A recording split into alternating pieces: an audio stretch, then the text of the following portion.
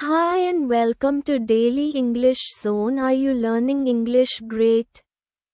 Let's learn English with a very interesting story. Don't forget to subscribe, like and comment. Let's get started. Use time like a boss. In a small village named Brightwell, 5 close friends lived: Ravi, Zoya, Kabir, Neha, and Shamal. They had grown up together, shared dreams, and spent countless days under the shade of the old banyan tree near the lake.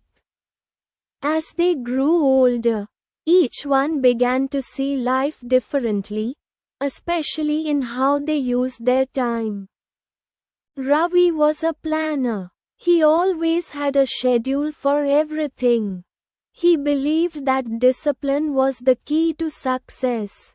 Every day he would wake up early, make a to-do list, and follow it until the end of the day. His room was filled with notebooks, charts, and goal boards. Zoya was full of creativity. She loved to paint, write, and design. She saw the world in colors and believed that every moment should be used to create something beautiful.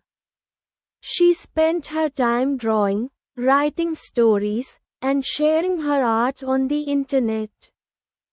Kabir was passionate about health and fitness. He got up before sunrise, went for a run, and worked out in the park. He studied fitness science and hoped to open a gym one day.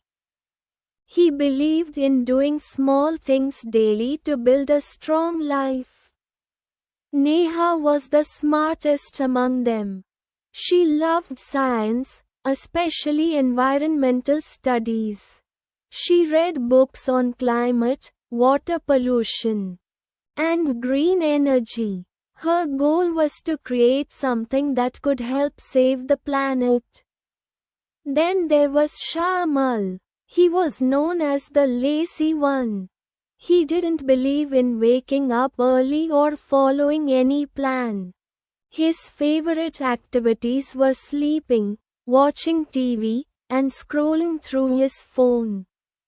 Whenever the others talked about their dreams or plans, Shamal would laugh and say, "Why work so hard now?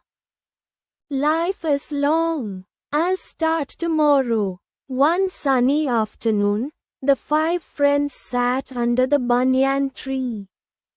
The air was calm, and birds flew overhead. Ravi said, "Let's make a promise. Let's take 1 year and give our best to our goals. Then we'll come back here and see what we've achieved." Everyone nodded, except Shamal.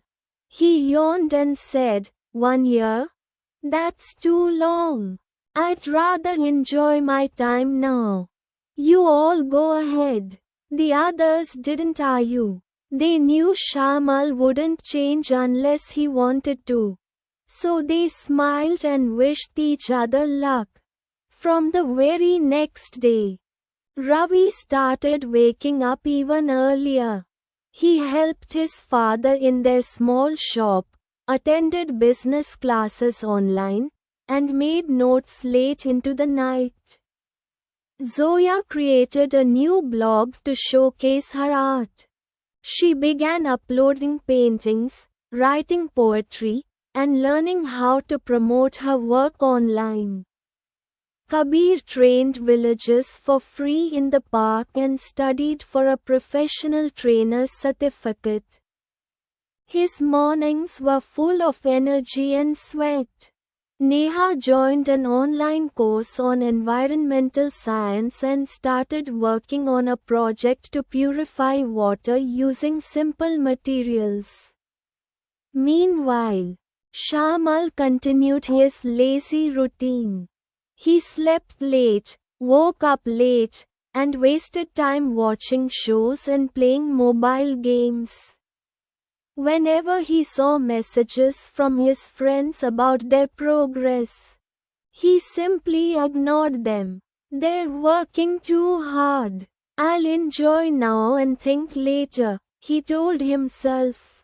Months passed. One afternoon, Shamal received messages from his friends. Ravi had written, "Got a full scholarship to a business school in the city. Hard work pays off." Zoya had messaged, "My blog crossed 10,000 followers, and someone bought my painting." Kabir wrote, "I passed the fitness trainer exam. Starting my own gym soon." Neha said, "My project got selected for a national science competition." Shamal stared at his phone. For the first time in months, he felt silent. He looked around his messy room, felt the weakness in his body, and thought about the time he had wasted. Everyone was moving forward while he remained stuck. That night, he couldn't sleep. He tossed and turned in his bed, remembering Ravi's words, "Let's use our time like a boss." The next morning, Shamal did something unexpected. He called Ravi. "I need help. I've wasted so much time. I want to change, but I don't know how." Ravi didn't judge him. He just said, "It's never too late to start. But this time, you have to mean it." From that day, Shamal began his journey of change. He deleted all his games and time-wasting apps. He set an alarm to wake up early. At first, it was hard. His body resisted, and his mind wanted to quit. But he kept going. He started jogging with Kabir every morning. At first, he couldn't run even for 5 minutes. But Kabir encouraged him. "One step at a time, brother. You're doing great." In the evenings, he met Neha, who helped him understand how to learn online. She introduced him to free courses on technology and education.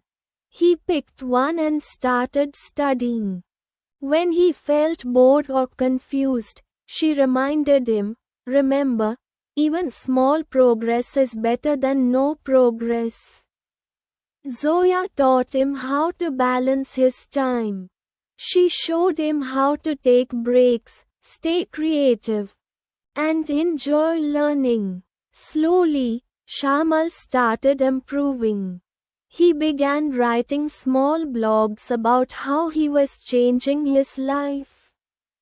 His mind felt sharper, his body stronger, and his heart lighter.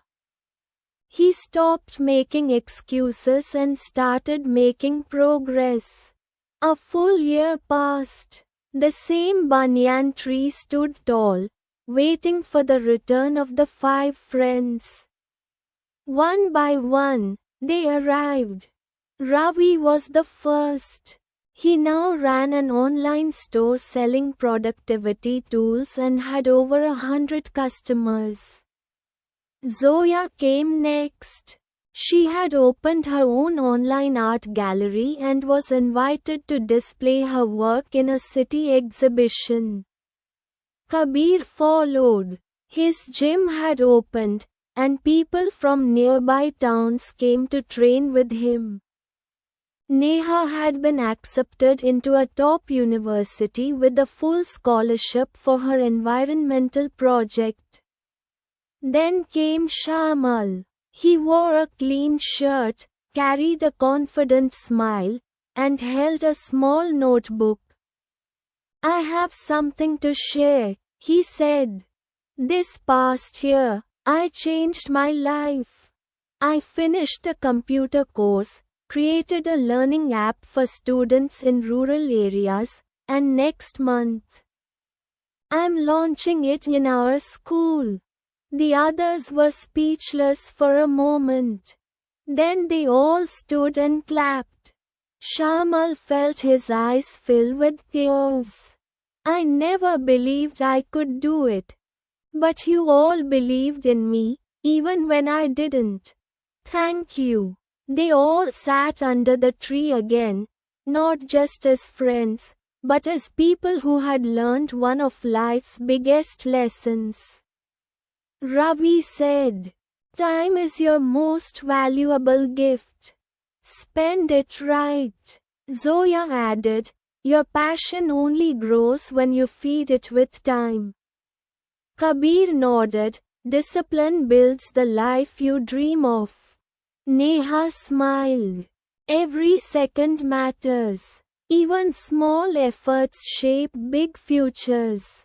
And Shamal, once the laziest among them, stood and said, "Use time like a boss. Because if you don't, time will use you." The sun began to set, but the hearts of the 5 friends were full of light. They knew now that success wasn't just about talent or luck. It was about how you used your time. The old banyan tree had witnessed their growth, and now, it stood as a symbol of change, hope, and new beginnings.